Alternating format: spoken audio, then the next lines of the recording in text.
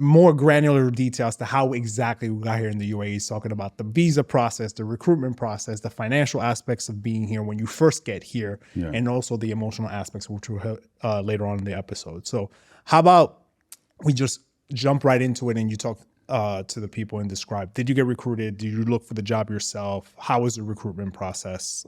How did it come about? Like you were sitting somewhere in New York at one point, right? So somebody gave you a call. What exactly happened? Because you did mention you didn't know what Abu Dhabi was when the guy called you saying, "Hey, would you like to come out here?" Exactly. And just to note to the people, like, I think our experiences are unique. Everybody, there's different ways to come out here, but we're just going to highlight our way. And then also we're going to let you know other ways you can find your way overseas in general, or to come out here. But for me, it was just recruited through LinkedIn.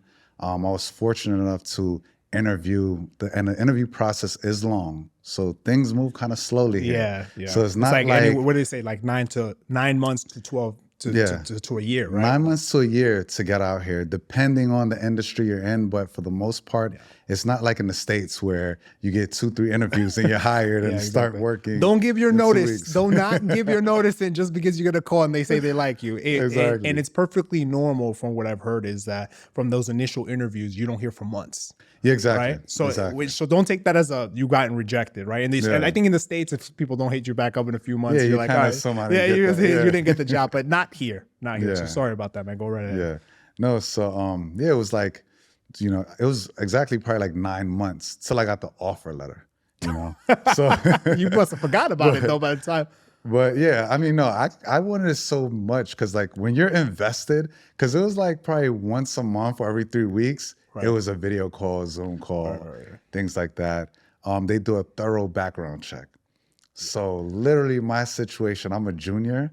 So some things came up that it wasn't on my name. It was like, hold on. They're like, who is this? Yeah. Exactly. So make sure everything is just copacetic, clean. Clean. Everything good. So you got the call, you got the DM from the LinkedIn recruiter. Okay, so what was the next step? Yeah, so the next step was, one, I was fortunate enough to fly out here, do an in-person interview. So I got to see the place for myself, see if this was a place that I wanted to live for a few years and things like that. So that worked out. And then the process of when I land, I think you get that temporary visa. Right. But then once you're on the ground here, everyone here is kind of sponsored by an employer for the most part. And that's why everyone here has a visa. And with that, most employers got to either provide housing and got to provide health insurance.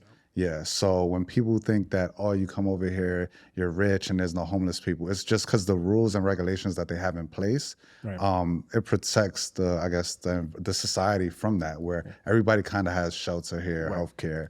And it kind of works towards the perception of the country, right? Like the country is 11 million people, 10 million of them are expats, right? Yeah. So if you by definition of expat, you came here for a job, right? Exactly. Which means if you came here for a job and got recruited, they're going to make sure you're at least living somewhere and you have health insurance. Exactly. There's electricity that's running, and there's water that you can bathe with, right? Exactly. So it's sort of, you're not going to just come here. It's not like in New York where people just go there sometimes with $2 in their pocket, a few things in their knapsack, and they go to try to make it in New York City, right? If it doesn't work out, it doesn't work out. But here, if you come here for a job and you get fired, you're pretty much leaving, right? Yeah, for the most part. Exactly. So yeah, I mean, and then there's other ways you can get here. So I recently got my golden visa. Right. And that's a way where now I'm not sponsored by my company. I'm sponsored on my own. And there's many different qualifications for that golden visa. You get the golden visa by investing in real estate, a certain amount. I forget the specific amount, but if you're a big investor, you could get it there.